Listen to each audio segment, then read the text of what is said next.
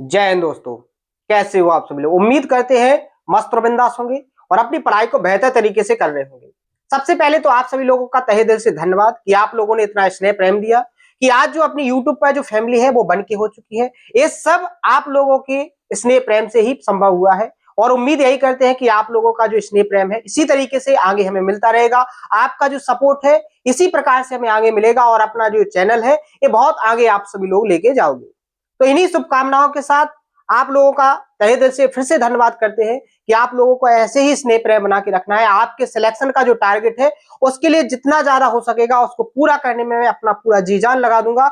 आपको कंटेंट ऐसे प्रोवाइड करवाऊंगा कि हर एक कंटेंट आपका एग्जाम में जो क्वेश्चन जो कॉन्सेप्ट आते हैं बिल्कुल एग्जाम ऑथेंटिक होगा। यानी कि आपको अच्छे से अच्छा कंटेंट प्रोवाइड करवाने की मेरी पूरी जिम्मेदारी है और आपके सिलेक्शन को दिलाना भी मेरी पूरी जिम्मेदारी है कि आपको एग्जाम में एक भी ऐसा कॉन्सेप्ट ना बचे, एक भी ऐसा टाइप ना रह जाए जो आपने प्रैक्टिस ना किया हो, जो आपने पढ़ा ना हो। आपको हर एक कंटेंट आपको पूरी तरीके से पढ़ाने की कोशिश कर रहा हूं। तो उम्मीद है आपको बहुत अच्छे से समझ में भी आ रहा होगा और आपको कंटेंट भी बहुत अच्छे से समझ में आ रहा होगा और बहुत अच्छे से मन भी लग रहा होगा। मेन चीज है कि अगर आप जो काम कर रहे हो उसमें अगर आपका अच्छे से मन लगे तो आप किसी भी लाइन को हासिल कर सकते हो और अगर आपका मन नहीं लगेगा तो फिर आप उस टारगेट को अचीव करने में बहुत पीछे रह जाओगे।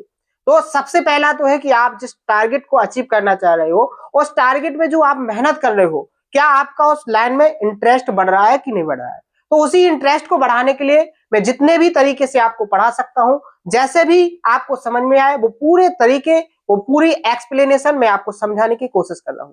तो अपना जो लास्ट का सेशन हुआ था, लास्ट के सेशन में मैंने जो परसेंटेज के क्वेश्चन करवाए हैं लगभग 110 क्वेश्चन मैं अभी तक कंप्लीट करवा चुका हूं और जो 110 क्वेश्चन थे ये सभी के सभी क्वेश्चन अपने बेसिक कॉन्सेप्टों से रिलेटेड थे।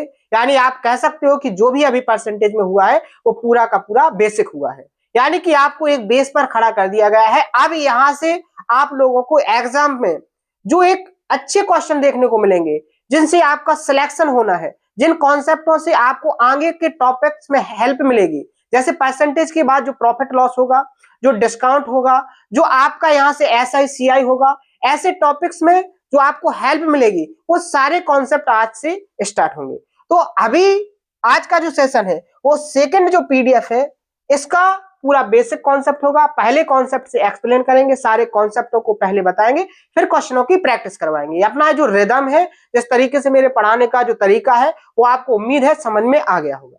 तो आइए आज का सेशन स्टार्ट करते हैं। सबसे पहले हम कॉन्सेप्ट को सीखेंगे, लेकिन अगर कोई नया स्टूडेंट है तो उससे गुजारिश करेंगे कि आप सभी लोग पहले लास्ट के हर एक सेशन को कंप्लीट कर लें, हर एक कॉन्सेप्ट को नोट कर लें, हर एक कॉन्सेप्ट पर जितने भी टाइप की लैंग्वेज के मैंने आपको क्वेश्चन प्रैक्टिस करवाए हैं हर एक टाइप की लैंग्वेज के क्वेश्चन को बेहतर तरीके से प्रैक्टिस करें।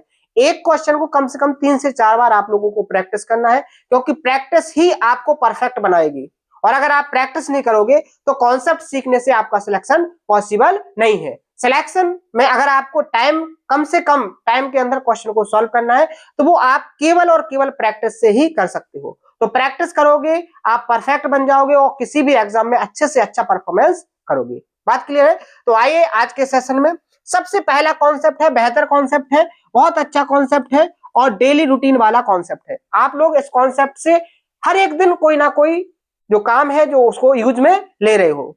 जैसे कॉन्सेप्ट का बात करेंगे तो आप लोगों ने इनकम के बारे में पढ़ा होगा कि जो इनकम होती है, हिंदी में भी मैं आपको एक्सप्लेन करूंगा, इंग्लिश में भी करूंगा। आपको बाइलैंग्वेज पढ़ना है क्योंकि आप एक ऐसे एग्जाम की तैयारी करने जा रहे हो जिसमें आपको दोनों लैंग्वेज का होना बहुत अच्छे से क्या है जरूरी है। आपको इंग्लिश भी आना चाहिए, आपको हिंदी भी आना चाहिए। अगर आपकी दोनों लैंग्वेज परफेक्ट है तभी आप इस एग्जाम में सिलेक्ट हो सकते हो, क्योंकि SSC का एग्जाम सेकंड ग्रेड नंबर की जो जॉब होती है उसके लिए बहुत अच्छी जॉब होती है। यानी कि सेकंड लेवल की जॉब आपको SSC से ही मिलती है। तो इसका जो कंटेंट है वो बाइलैंग्वेज ही आपको पढ़ना पड़ेगा, तभी आपको सिलेक्शन में आसानी होगी। बात क्लियर है? तो बात करेंगे इनकम। इनकम के बराबर क्या होता है? जो आपके एक्सपेंडिचर होते हैं, क्या होते हैं? जो आपके एक्सपेंडिचर होते हैं, यानी कि जो खर्च होता है और जो सेविंग होता है। यानी कि हम अगर हिंदी में इसको समझें तो हम कह सकते हैं कि अगर किसी व्यक्ति की आय होगी वो किस पर डिपेंड करती है? कि उसका टोटल खर्च कितना है और खर्च करने के बाद उसका सेविंग कितना बचा है, यानी कि बचत कितनी है। बात समझ में आई। अगर हमें आय फाइंड करनी है, अगर हमें आय का पता करना है कि कोई व्यक्ति कितनी आय कमा रहा है, कोई कितनी इनकम कमा रहा है, तो उसके लिए हमें सबसे पहले क्या जरूरत है कि वो खर्चा कितना कर रहा है और बचत कितनी कर रहा है। अगर हम खर्चे और बचत को दोनों को ऐड कर देंगे तो हमें क्या मिलता है, इनकम मिलता है। जैसे एग्जांपल से समझिए, अगर आप किसी एक एग्जाम में मान के चलिए आप इनकम टैक्स की पोस्ट पर सिलेक्टेड हो गए और आपके पहले मंथ की जो वेतन है मान लीजिए 80,000 है। आप जैसे ही इनकम टैक्स ऑफिसर बने और आपको पहले मंथ की जो सैलरी मिली वो कितनी मिली, 80,000। इस 80,000 रुपए में से आपने क्या काम किया, इसमें से आपने 50,000 क्या कर लिए, खर्च कर लिए। कितने रुपए खर्च कर लिए, 50,000 रुपए खर्च कर लिए। अगर हम आपसे पूछे कि आपके पास अब जो सेविंग बची है मंथ के लास्ट में वो कितनी है, तो सिंपल सी बात है, आप तुरंत बोलोगे सर 30,000। कितनी बचेगी, 30,000। तो पता है आपने कैसे निकाला, आपने क्या काम किया कि आपकी जो टोटल इनकम थी, टोटल इनकम में से आपने अपने एक्सपेंडिचर यानी कि खर्चे को क्या कर दिया, घटा दिया। तो आपके पास जो मिला है वैल्यू, वो किसकी वैल्यू मिली है, सेविंग की। तो उम्मीद है कॉन्सेप्ट समझ में आया होगा और आप ये डेली लाइफ में यूज भी करते हो। इस कॉन्सेप्ट से आप हर एक दिन कुछ ना कुछ यूज में लाते हो। अगर आप किसी दुकान पर जाते हो तो ऐसे बहुत सारे काम होते हैं जो दैनिक जीवन में आप करते हो, जिसमें इस फॉर्मूले का यूज आप 100% करते हो। तो ये नया फॉर्मूला नहीं है, आप इसको यूज में जरूर कर रहे हो। इस फॉर्मूले का यूज और इस फॉर्मूले का अर्थ आज के टाइम पर पढ़े लिखे से ज्यादा अनपढ़ लोगों को नॉलेज है। इस फॉर्मूले पे आप अगर पढ़े लिखों से पूछोगे तो वो तो यहां पर अटक सकते हैं, लेकिन बिना पढ़े लोगों से पूछोगे तो वो इस कॉन्सेप्ट को ऐसे बेधड़क बताएंगे कि आप उसकी कल्पना नहीं कर सकते हो। लेकिन वो कैसे बताते हैं, उस हर एक चीज को वो समझते हैं। वो जिस चीज को अपने डेली रूटीन में लाते हैं उस चीज को वो बहुत अच्छे से समझते हैं कि हम जो कर रहे हैं वो बेसिकली किस तरीके से कर रहे हैं। और अगर इसी फॉर्मूले को आपने अपनी दैनिक लाइफ में उतार लिया, आप हर एक चीज को सोचने पर मजबूर करोगे, तो आपका माइंड इतना ज्यादा काम करेगा और इतना साफ और क्लियर तरीके से आपका माइंड जवाब देगा कि आप बहुत टैलेंटेड बन जाओगे। लेकिन करते हम क्या है, हम लोग पढ़े लिखों में सबसे ज्यादा एक ही मिस्टेक होती है। वो मिस्टेक क्या है कि हम हर एक चीज में रटने की कोशिश करते हैं।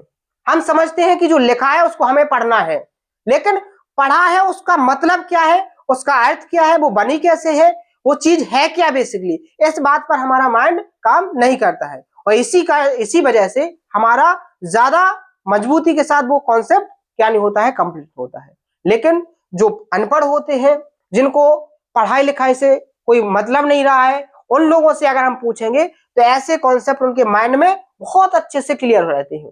ठीक है, तो मैंने आपको एक एग्जांपल दिया है कि अगर आप किसी पोस्ट पर सिलेक्टेड होते हो और आपकी एक महीने की जो इनकम है वो 80,000 है, आपने 50,000 खर्च कर दिए, तो आपके पास जो सेविंग बची है वो कितनी बची है, 30,000।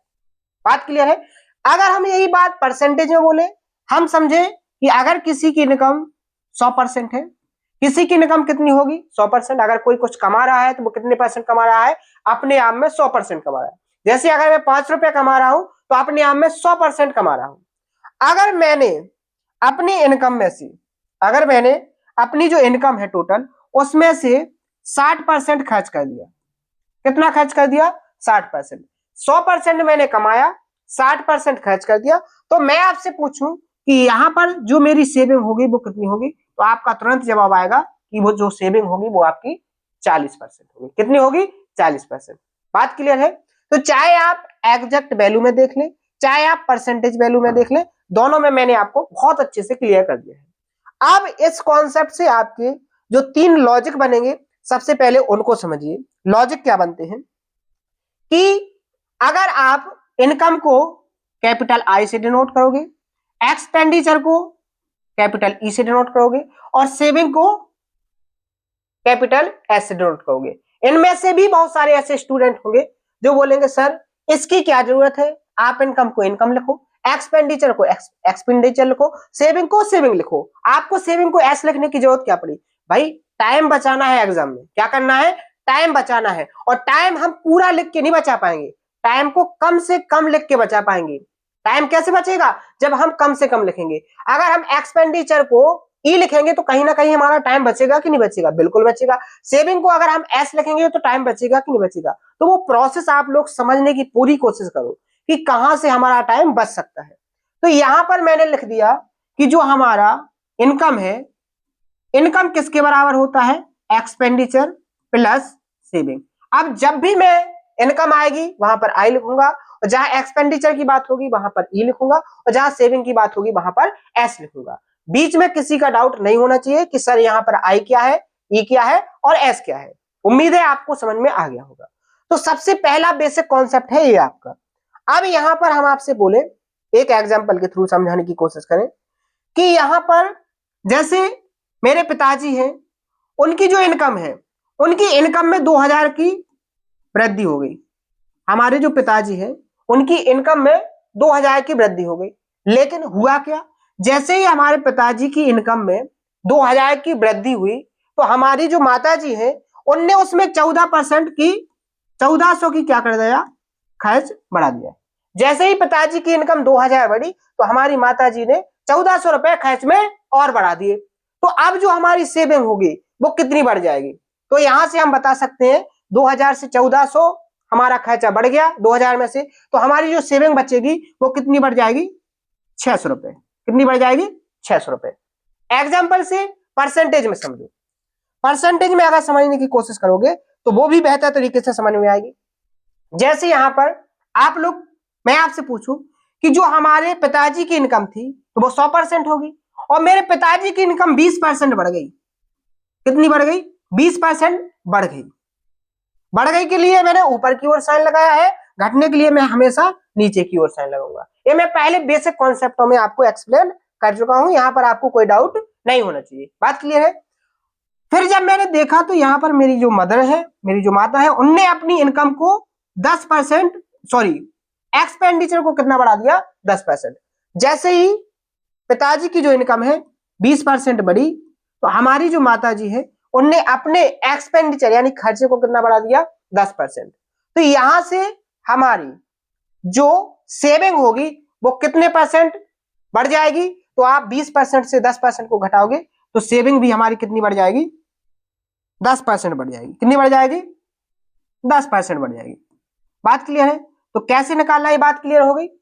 यहां पर आप इनकम को निकालोगे, यहां से आप एक्सपेंडिचर को भी निकाल सकते हो। एक्सपेंडिचर कैसे निकालोगे? अगर आप इनकम में से सेविंग को माइनस कर दोगे, इनकम को सेविंग से माइनस कर दोगे। अगर हम बात करेंगे सेविंग को निकालने की तो सेविंग कैसे निकलेगी? जब आप इनकम में से एक्सपेंडिचर को माइनस कर दोगे।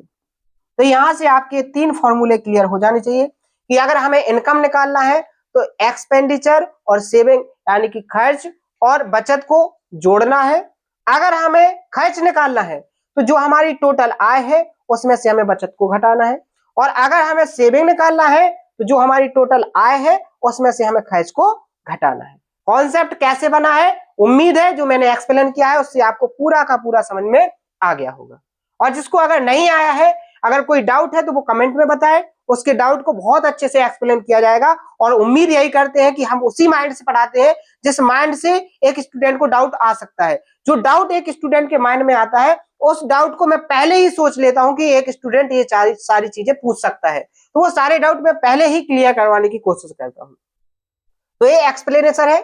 सबसे पहला कॉन्सेप्ट है जो अपनी दूसरी पीडीएफ है, इसको बहुत अच्छे से नोट करना, सारी चीजों को बहुत अच्छे से समझने की कोशिश किया करो।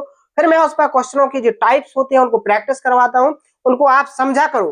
फिर हर एक क्वेश्चन को आप 2 से 3 बार प्रैक्टिस करने की कोशिश जरूर किया करो। सॉरी।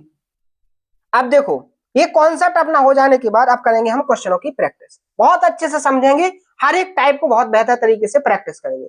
लेकिन समझ में किसको आएगा? जो मन से पढ़ेगा, हर एक टाइप को कंप्लीट करते हुए आगे बढ़ेगा तो आपको सारी चीजें कंप्लीट हो जाएंगी। बात क्लियर है?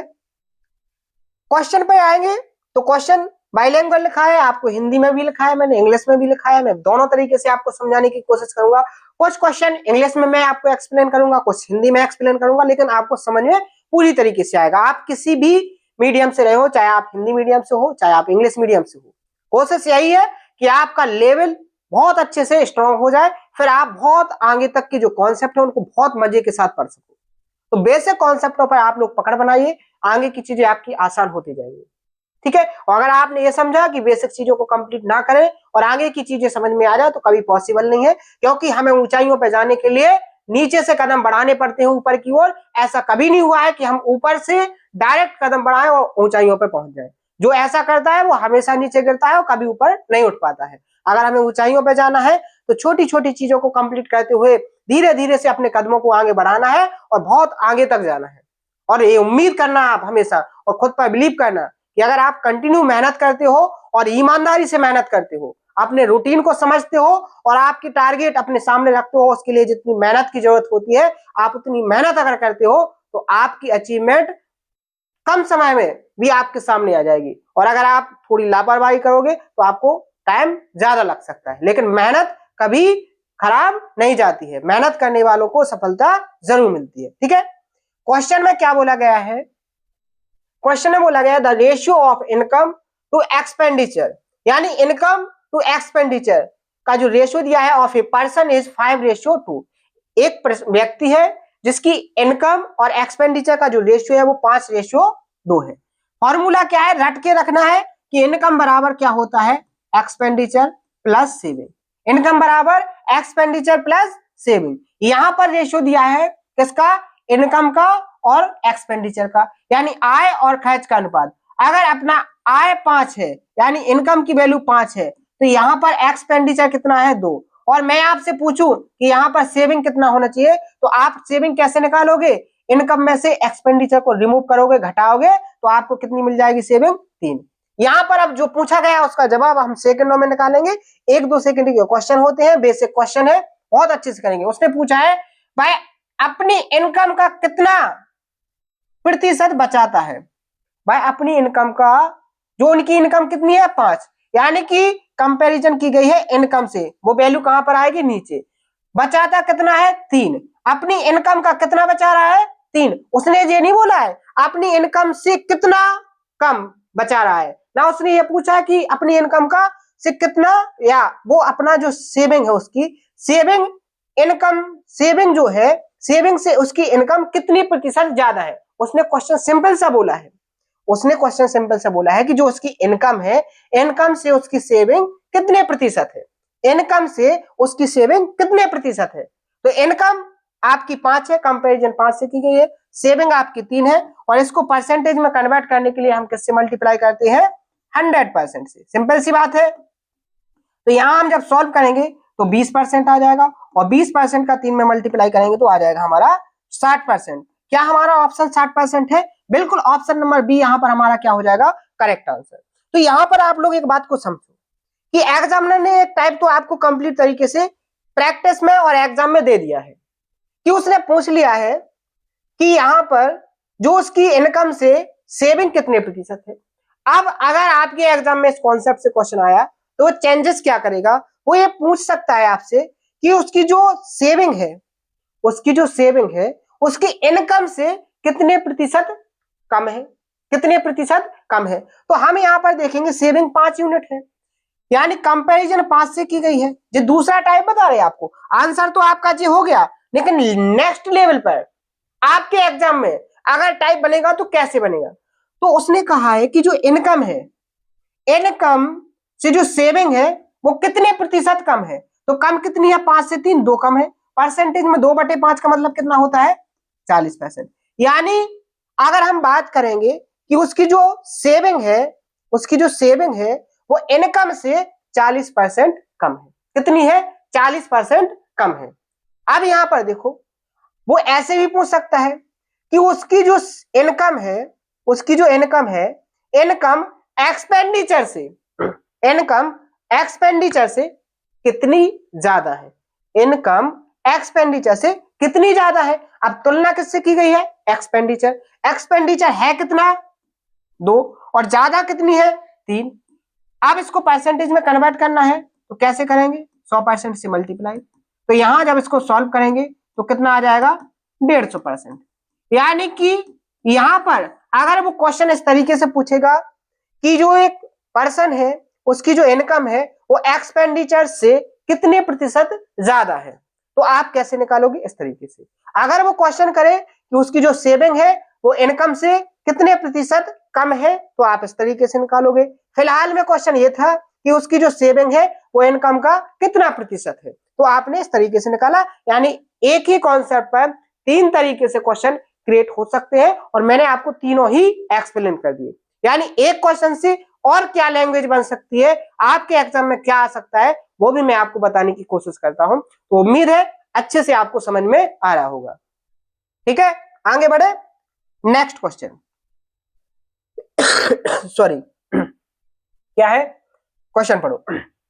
यहां पर बोला गया है कि एक मोनिका अपनी इनकम का 72% खर्च करती है। अगर उसकी इनकम 20% बढ़ जाती है और सेविंग 15% बढ़ जाती है, तो उसका खर्च कितना बढ़ जाता है? बहुत अच्छा क्वेश्चन है, बहुत अच्छा क्वेश्चन है। ऐसे क्वेश्चन बहुत ज्यादा रिपीटेड होते हैं एग्जाम्स में, ऐसे क्वेश्चन बहुत ज्यादा आपको देखने को मिलेंगे। कैसे करना उसको देखो, कॉन्सेप्ट को बहुत अच्छे से पकड़ के रखना है कि जो अपनी इनकम होगी वो किसके बराबर होगी? Expenditure plus saving. इस कॉन्सेप्ट को नहीं भूलना है। अब दिया क्या है उस पर बात करेंगे। उसने दिया है कि अगर उसकी इनकम अपनी इनकम का 72% खर्च कर देता है, मैंने मान लिया कि पहले उसकी इनकम 100 थी, उसने 100 का 72% यानी कि 72 खर्च कर दिया, तो अब बचेगा कितना उसके पास? 28। क्या बचेगा उसके पास? 28। यानी उसकी सेविंग कितनी बचेगी? 28। आगे जैसे ही हमने क्वेश्चन को पढ़ा तो उसने कहा है कि अपनी इनकम को उसने 20% बढ़ा दिया। 100 का अगर हम 20% निकालेंगे, 100 का अगर हम 20% निकालेंगे तो कितना निकलेगा? क्या किसी को इसमें भी डाउट है? कितना निकलेगा? 20। यानी उसकी इनकम कितनी बढ़ गई? 20। उसकी इनकम कितनी बढ़ गई? 20। उसने, हम ये नहीं बोल रहे कि उसकी इनकम बढ़ के कितनी हो गई, हम ये बोल रहे हैं कि उसकी इनकम बढ़ कितनी गई? 20। बात को समझा करो, शब्दों पर विशेष ध्यान देना है। कंपटीशन की लैंग्वेज में जो वर्ड्स होते हैं उनको जिसने समझ लिया, सारी चीजें उसके लिए आसान हो जाएंगी, और जिसने वर्ड्स को बहुत अच्छे से नहीं पकड़ा है वो उलझा रहेगा कॉन्सेप्टों में कि मुझे कॉन्सेप्ट समझ में आ रहे लेकिन मुझे क्वेश्चन सॉल्व क्यों नहीं हो रहे। 95% स्टूडेंट ऐसे होते हैं जिनको कॉन्सेप्ट बहुत अच्छे से आते हैं लेकिन क्वेश्चन सॉल्व नहीं कर पाते हैं। जैसे ही क्वेश्चन आएगा उनके सर से पसीने छूटने चालू हो जाएंगे। वो पसीने इस तरीके से छूटेंगे कि उनको लगेगा कि अब मुझे कुछ आ ही नहीं रहा है, लेकिन उसका रीजन क्या है? उस पर आज तक उन्होंने मेहनत नहीं की है। उसका रीजन है कि आपने जो कॉन्सेप्ट समझा है उसकी जो लैंग्वेज थी वो लैंग्वेज किस तरीके की थी, उनका यूज कैसे करना होता है, उनको समझ के उनका कॉन्सेप्ट में कैसे बनाना पड़ता है, इस वर्ड्स को कैसे यूज में लाते हैं, इन चीजों पर कभी मेहनत ही नहीं की। लेकिन मैं पहले दिन से ही आपको हर एक वर्ड को बहुत क्लियर तरीके से समझाने की कोशिश कर रहा हूं। जैसे मैंने कहा है कि उसकी इनकम को मैंने 100 मान लिया और 100 में से उसने 100 का 72% खर्च कर दिया, तो 100 का अगर आप 72% निकालोगे तो 72 निकलेगा। यानी उसने 100 से 72 खर्च कर दिए, तो अब उसके पास जो सेविंग होगी वो 28 बचेगी कि नहीं बचेगी? इस बात को आप लोग समझ पाए। फिर जैसे ही हम आगे क्वेश्चन में बढ़े तो उसने कहा है कि उसने अपनी इनकम उसकी 100 थी, 100 को उसने 20% बढ़ा दिया, तो बेसिकली एग्जैक्ट वैल्यू में कितनी बढ़ जाएगी? 20 रुपए। उसकी इनकम कितनी बढ़ गई? 20 रुपए। आगे अगर हम देखेंगे तो उसने कहा है उसकी जो सेविंग थी यानी उसकी जो बचत थी, उसने अपनी बचत को कितना बढ़ा लिया? 15%। अगर आप 28 का 15% निकालोगे तो 15% की फ्रैक्शन वैल्यू क्या होती है? 3/20। आप बहुत सारे स्टूडेंट ऐसे होंगे जिनको ये भी याद नहीं होंगे, तो हम क्या करें उसमें? आपको पढ़ना पड़ेगा, मैंने से हर एक चीज का रिवीजन करना पड़ेगा, तभी आपको सारी चीजें रिवाइज होंगी। 4 सत्ते 28 और 4 पंचे 20, 7 या 21, 21 को जब आप 5 से डिवाइड करोगे तो कितना आ जाएगा? 5 चौके 20 और 5 दूनी 10, कितना आ जाएगा? 4.2। यानी उसकी सेविंग कितनी बढ़ गई? 4.2। तो हम आपसे पूछे कि उसका जो एक्सपेंडिचर है वो कितना बढ़ जाएगा, तो कैसे निकालोगे? आप 20 से किसको माइनस कर दोगे? 4.2 को। कैसे? आपने फॉर्मूला सीख रखा है। फॉर्मूला कैसे सीख रखा है? मैंने यहां कहा था जब एक्सपेंडिचर निकालना हो तो जो आपकी इनकम हो, इनकम में से सेविंग को माइनस करना है, और जब आपको सेविंग निकालनी हो तो आपको क्या करना है? इनकम में से एक्सपेंडिचर को घटाना हो, और जब आपको इनकम निकालनी हो तो सेविंग और एक्सपेंडिचर को ऐड करना है। ये कॉन्सेप्ट मैंने सिखाया, इसी कॉन्सेप्ट का आप यूज देख लो यहां पर। उसकी सेविंग इतनी बढ़ गई, इनकम इतनी बढ़ गई, हम आपसे पूछे एक्सपेंडिचर कितना बढ़ गया, तो कैसे निकालोगे आप? 20 से जो इनकम बढ़ी है उसमें से सेविंग कितनी बढ़ी है उसको घटा दोगे, यानी 20 से 4.2 को घटाओगे तो आपको कितना मिलेगा? 15.8। कितना मिलेगा? 15.8। यानी उसका जो एक्सपेंडिचर है वो कितना बढ़ जाएगा? 15.8। लेकिन उसने जी एग्जैक्ट नहीं पूछा है, उसने पूछा है खर्चा कितना बढ़ जाता है, और ऑप्शन परसेंटेज में है। किसमें है? परसेंटेज में। तो आप यहां पर देखो, खर्चा पहले कितना था? 72, यानी 72 से बढ़ कितना गया है? 15.8। और परसेंटेज में कन्वर्ट करने के लिए किससे गुणा करेंगे? 100%। इतना समझ में आया? यहां से डेसिमल हटाएंगे तो एक जीरो कैंसिल हो जाएगा। बात क्लियर है? आगे सॉल्व कर लो। सॉल्व करेंगे तो क्या हो जाएगा? यहां पर देखो, ये किससे जाएगा? ये 2 से चला जाएगा अपना, कितना हो जाएगा? 7 और 9 79, और ये कितना हो जाएगा? 36। फिर ये 2 से चला जाएगा, ठीक है, तो कितना हो जाएगा? 5, और ये कितना हो जाएगा? 18। ठीक है, 5 नम 45 और 5 सत्ते 35, 35 में 4 जोड़ोगे तो कितना हो जाएगा? 39। यानी 395 को अगर आप 18 से डिवाइड करोगे तो 18 दूनी 36, 18 दूनी 36, कितना बचेगा? 3, यानी 35। 18 दूनी 36, यानी थोड़ा 22 से थोड़ा कम, 22 से थोड़ा कम। देखो जे 20 ही है, एलिमिनेट हो गया। जे 20 है, जे भी एलिमेंट हो गया। जे 19 है, जे एलिमेंट। 22 से थोड़ा कम, कौन सा option? Option C. Option C. उस फॉर्मूले को तो नहीं भूल गए जो मैंने आपसे बताया था कि जब भी आपकी कैलकुलेशन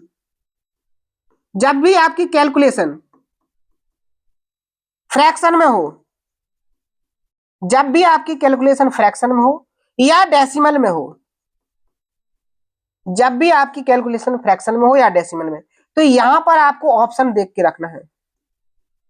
यहां आपको कैलकुलेशन करने में नहीं लगना है, यहां पर आपको ऑप्शन को बहुत अच्छे से देखना है। बात क्लियर है?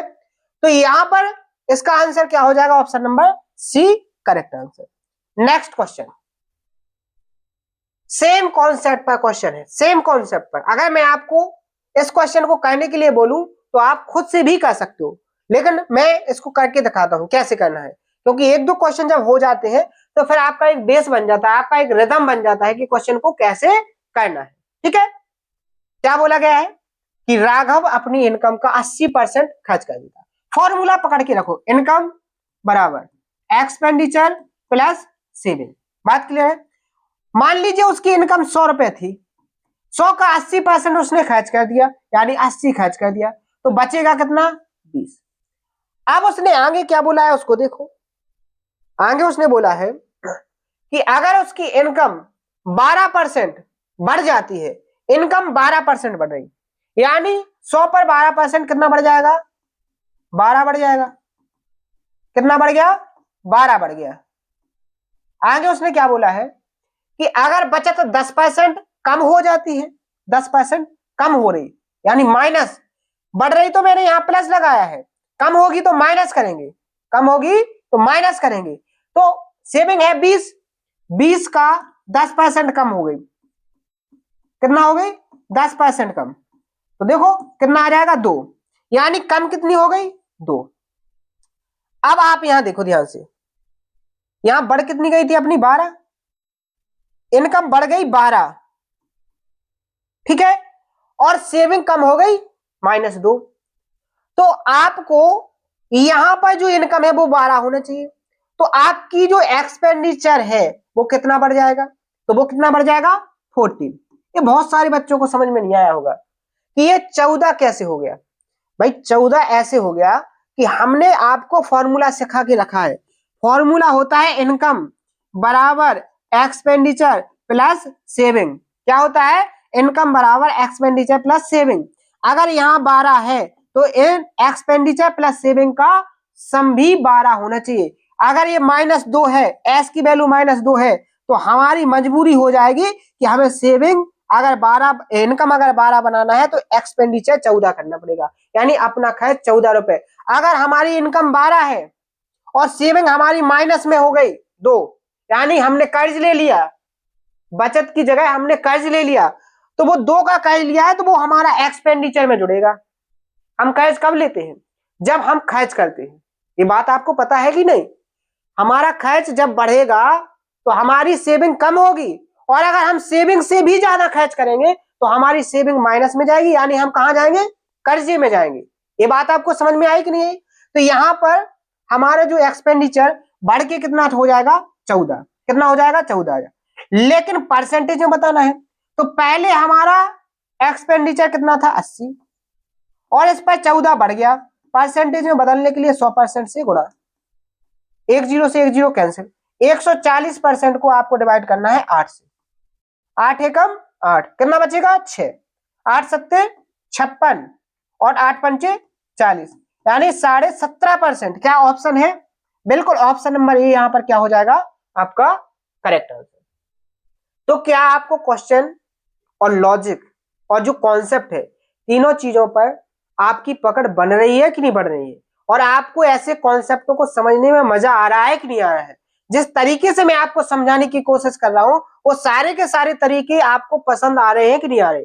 अगर आपको सारी चीजें पसंद आ रही हैं, हर एक चीज में आपका इंटरेस्ट बढ़े, तो इस सेशन को ज्यादा से ज्यादा लोगों तक शेयर करना है, क्योंकि आपका जो सपोर्ट हमें मिलेगा उससे हमारी एनर्जी दुगनी हो जाती है, और जब हमें एनर्जी मिलती है तो हम आपके लिए अच्छे से अच्छा काम करने की, अच्छे से अच्छे कंटेंट को और अच्छे से खोज करने की, सर्च करने की कोशिश करते हैं, और आपको और अच्छे से चीजें प्रोवाइड करने की पूरी कोशिश करते हैं। जैसे मैंने आपसे वादा किया है कि केवल आपको इस सेशन, इस चैनल के माध्यम से केवल सिलेबस ही कंप्लीट नहीं करवाया जाएगा, आपको प्रैक्टिस भी करवाई जाएगी, आपको मॉक टेस्ट भी सॉल्व करवाए जाएंगे, आपको इतनी ज्यादा प्रैक्टिस करवाई जाएगी कि आपका जो बेस है वो बहुत अच्छे से कंप्लीट हो जाएगा। आपको हर एक जॉब के बारे में एक्सप्लेनेशन दिया जाएगा कि आप किस किस जॉब को अप्लाई कर सकते हो, आपको किस तरीके से फॉर्म फिल करना है, सारी चीजें करवाई जाएंगी। लेकिन कब करवाई जाएंगी? जैसे जैसे आपका ये सपोर्ट, आपका जो स्नेह है वो बढ़ता जाएगा, और वैसे उसी तरीके से हम इनमें चीजों को इंक्लूड करते जाएंगे, क्योंकि आप बहुत अच्छे से समझते हो किसी एक बड़े प्लेटफॉर्म को बनाने के लिए बहुत छोटी छोटी चीजों को आगे ग्रो करना पड़ता है। जब सारी चीजें हो जाएंगी तो आपको हर एक चीज प्रोवाइड करवा दी जाएगी, बस पेशेंस रखना है। अभी फिलहाल में जो आपके लिए सफिशिएंट है वो मैं प्रोवाइड करवा रहा हूं, और आपको इसको बहुत अच्छे से कंप्लीट करना है।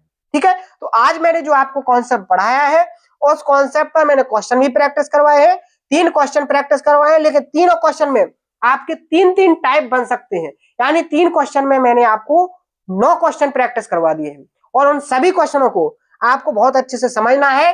हर एक क्वेश्चन को, डाटा को चेंज करते हुए आपको 3-3 4-4 बार हर एक क्वेश्चन को प्रैक्टिस करना है। एक क्वेश्चन में आपको वर्क के तौर पर दूंगा, इसका आंसर आपको कमेंट बॉक्स में देना है कि क्या होगा।